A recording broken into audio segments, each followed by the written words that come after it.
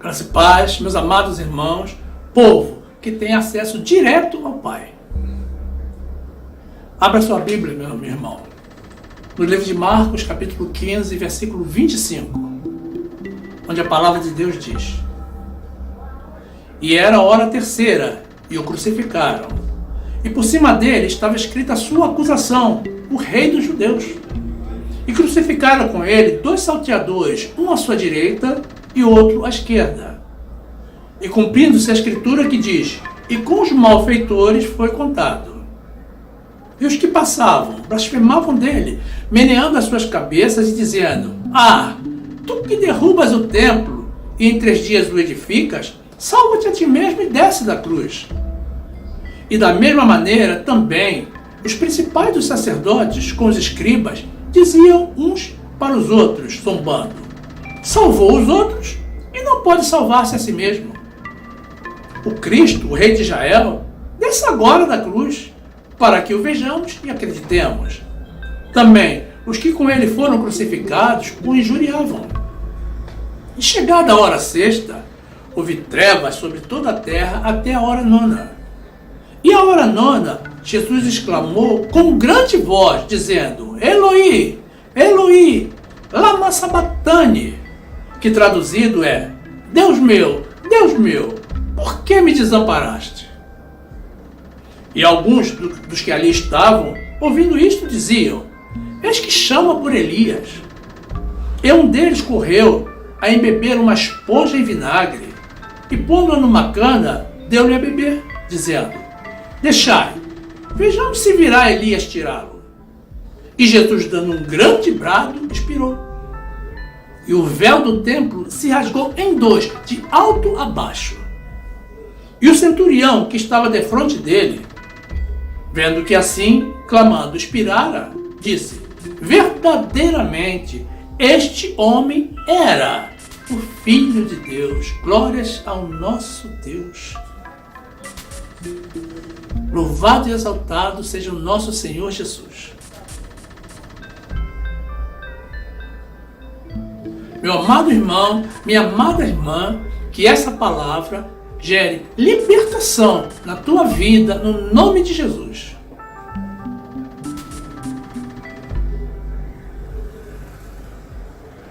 Meus amados irmãos em Cristo,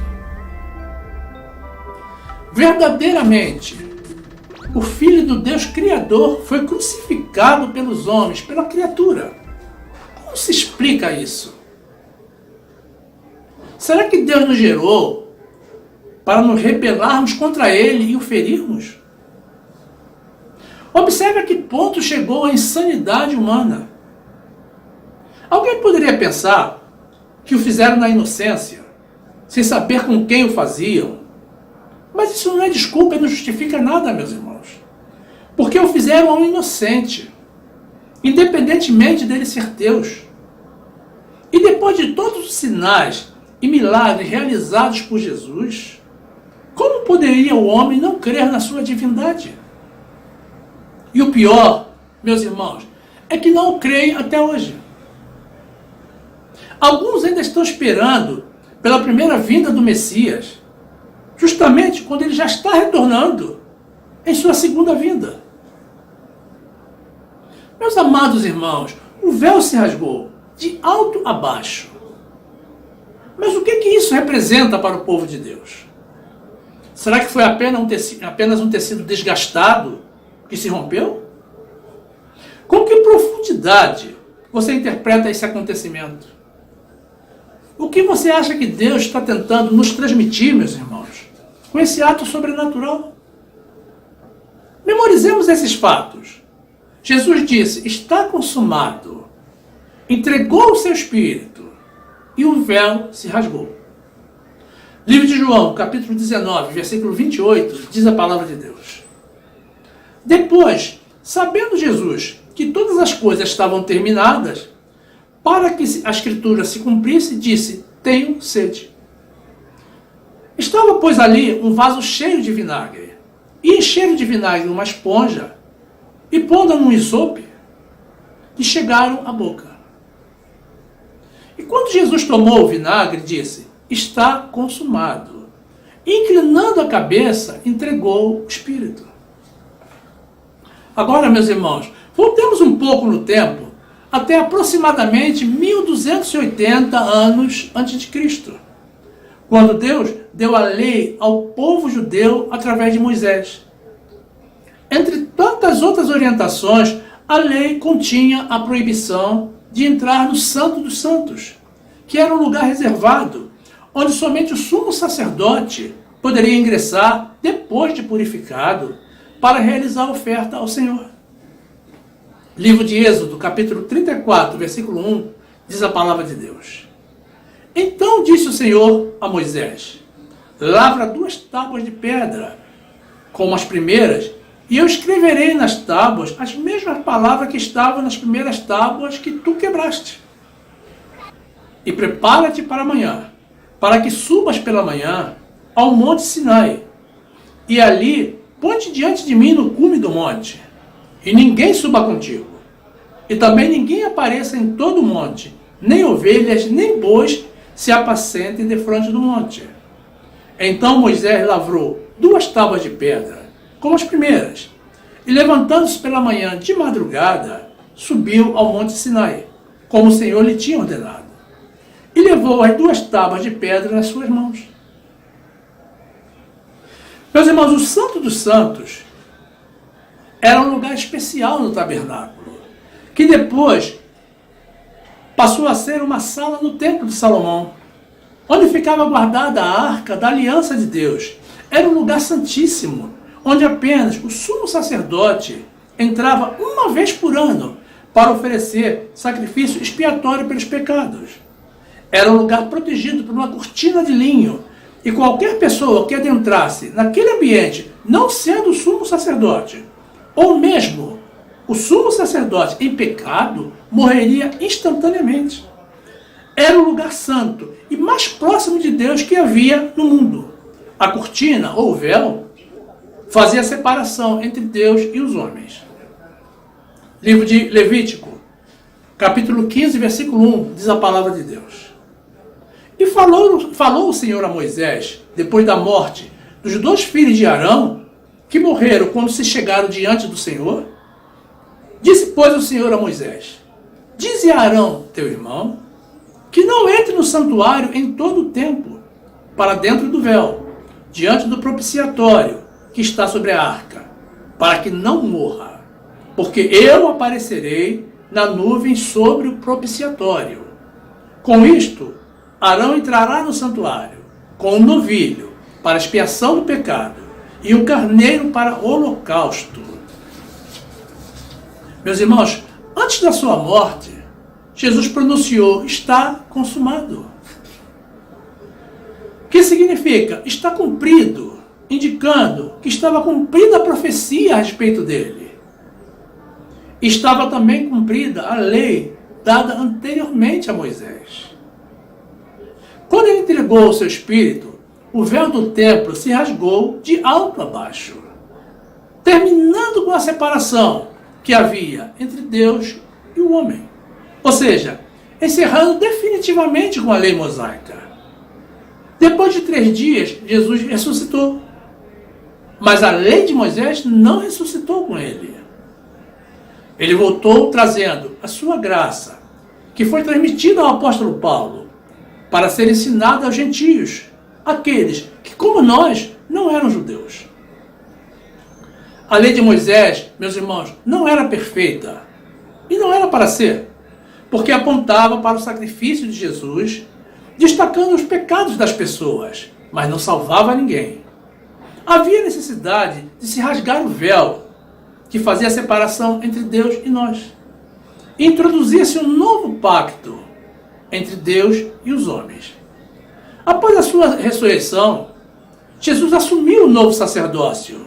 Ora, quando se muda o sacerdócio, necessariamente se faz também mudança da lei. Livro de Hebreus, capítulo 7, versículo 11, diz a palavra do Senhor: de sorte que, se a perfeição fosse pelo sacerdócio levítico, porque sob ele o povo recebeu a lei, que necessidade havia logo de que outro sacerdote se levantasse? segundo a ordem de Melquisedeque, e que não fosse chamado segundo a ordem de Arão. Por quê? Mudando-se o sacerdócio, necessariamente se faz também mudança da lei. Meus irmãos, o véu se rasgou, graças a Deus, e hoje temos pleno acesso ao Pai, através do nosso sumo sacerdote, Jesus Cristo. E pela sua graça, pela fé no seu sacrifício, em toda a sua maravilhosa obra, temos também a salvação. É curioso como a maioria das doutrinas evangélicas continua vivendo pela extinta lei de Moisés.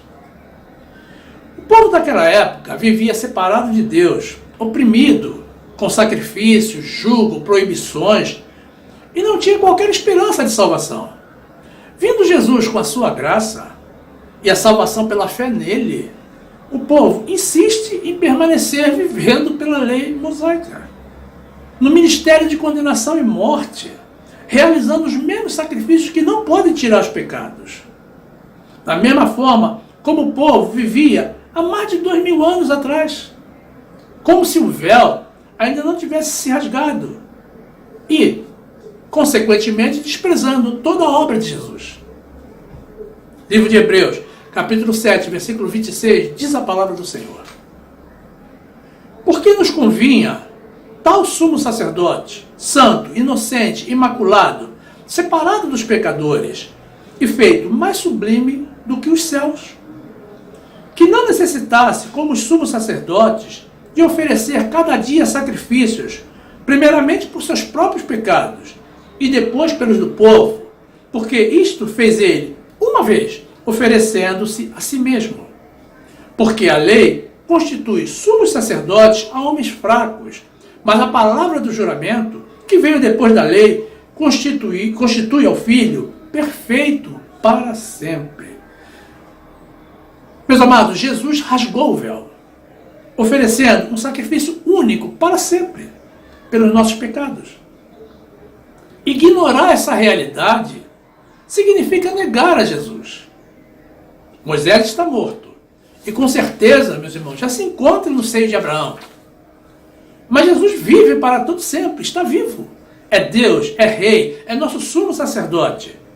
Mas as pessoas insistem em seguir o sacerdócio de Moisés, desprezando o novo tratado, a graça de Jesus, a única forma existente para a salvação dos homens. Afinal, meu irmão, quem é maior, Jesus ou Moisés? Livro de Hebreus, capítulo 10, versículo 11, diz a palavra de Deus: e assim, todo sacerdote aparece cada dia, ministrando e oferecendo muitas vezes os mesmos sacrifícios que nunca podem tirar os pecados. Mas este, havendo oferecido para sempre um único sacrifício pelos pecados, está assentado à destra de Deus, daqui em diante, esperando até que os seus inimigos sejam postos por escabelo de seus pés. Porque com uma só oblação aperfeiçoou para sempre os que são santificados. Glórias a Deus. O véu se rasgou, meus irmãos. Isso é maravilhoso para nós. Jesus desfez a barreira de inimizade que havia entre nós e o Pai. Desfez a lei de Moisés, que consistia de mandamentos e ordenanças. Criou um povo único, a família de Deus, dentre os judeus e os gentios, nos dando acesso ao Pai, ou seja, nos concedendo tudo o que nos faltava no sacerdócio de Moisés. Mas por que as pessoas rejeitam a graça de Jesus e insistem em seguir a Moisés? Sinceramente, meus irmãos, eu não tenho essa resposta. Mas eu creio que, por ser esse novo pacto tão fantástico, tão maravilhoso, as pessoas não conseguem acreditar e preferem continuar realizando os seus sacrifícios, tentando, em vão, pagar o sacrifício único de Jesus. Carta do apóstolo Paulo aos Efésios, capítulo 2, versículo 13, diz a palavra de Deus: mas agora, em Cristo Jesus, vós, que antes estáveis longe, já pelo sangue de Jesus chegastes perto. porque ele é a nossa paz, o qual de ambos os povos fez um, derrubando a parede de separação que estava no meio. Na sua carne desfez a inimizade, isto é, a lei dos mandamentos, que consistia em ordenanças para criar em si mesmo dos dois um novo homem, fazendo a paz. E pela cruz reconciliar ambos com Deus em um corpo, matando com ela as inimizades. E vindo, ele evangelizou a paz, a vós que estavais longe e aos que estavam perto, porque por ele ambos temos acesso ao Pai em um mesmo Espírito. Assim, que já não sois estrangeiros, nem forasteiros, mas concidadão dos santos e da família de Deus. O véu se rasgou, meu irmão. Desperta, tu que dormes. A lei de Moisés não existe mais. É coisa do passado. Foi extinta há 2000 anos, abolida, revogada por Jesus em sua morte. Deus não recebe mais sacrifícios e ofertas pelo pecado. Deus não nos quer mais realizando jejuns de alimentos, vigílias, subidas aos montes. Ele nos quer exclusivamente vivendo pela fé em Jesus e na sua obra salvadora. A lei nunca salvou e nem salvará ninguém. Somente seremos salvos pela graça de Jesus. Não rejeite, não despreze, meu irmão, toda a obra tremenda de Jesus. Livro de Efésios, capítulo 2, versículo 8. Diz a palavra do Senhor. Porque pela graça sois salvos, por meio da fé, e isto não vem de vós, é dom de Deus, não vem das obras, para que ninguém se glorie. O véu do templo se rasgou. Falta agora, meu amado irmão, que você rasgue o véu que está posto sobre o teu coração, te impedindo de desfrutar da liberdade e da graça de Jesus. Talvez você não soubesse, mas a lei de Moisés era um sacerdócio transitório. E desde a morte de Jesus está extinto, está terminado. E seguindo a Moisés, indica que você tem um coração endurecido e ainda não está convertido a Jesus. Faça isso, meu irmão. Dê um passo em direção a Jesus, em direção à tua salvação. É de passo em passo, de glória em glória. Sinta a diferença, porque onde está o Espírito do Senhor, aí há liberdade. Segunda carta do apóstolo Paulo aos Coríntios, capítulo 3, versículo 13, diz a palavra de Deus. E não somos como Moisés, que punha um véu sobre a sua face, para que os filhos de Israel não olhassem firmemente para o fim daquilo que era transitório. Mas os seus sentidos foram endurecidos, porque até hoje o mesmo véu está por levantar na lição do Velho Testamento, o qual foi por Cristo abolido. E até hoje, quando é lido Moisés, o véu está posto sobre o coração deles. Mas quando se converterem ao Senhor, então o véu se tirará. Ora, o Senhor é Espírito. E onde está o Espírito do Senhor, aí há liberdade. Mas todos nós, com o rosto descoberto, refletindo como um espelho a glória do Senhor, somos transformados de glória em glória, na mesma imagem, como pelo Espírito do Senhor. Glórias a Deus. Meu amado irmão, não anule a obra de Jesus. Não despreze o sacrifício de Jesus. Não negue ao Senhor. Se Jesus extinguiu a lei de Moisés, significa que ele não quer que a sigamos mais. Jesus nos trouxe algo melhor, algo que nos conduz à salvação. Não rejeite a instrução do Senhor. Os que têm o coração endurecido não atentarão para esta mensagem, mas aqueles que são da salvação certamente se sensibilizarão com esse chamado. Saia do jugo da lei. Venha para a liberdade da graça de Jesus. E comece, meu irmão, a viver a tua eternidade a partir de agora. O véu do templo se rasgou. Rasgue agora, irmão, esse véu do teu coração. E fique, meu irmão, na graça e na paz do nosso Senhor e Salvador Jesus Cristo. Honras e glórias sejam dadas a Ele.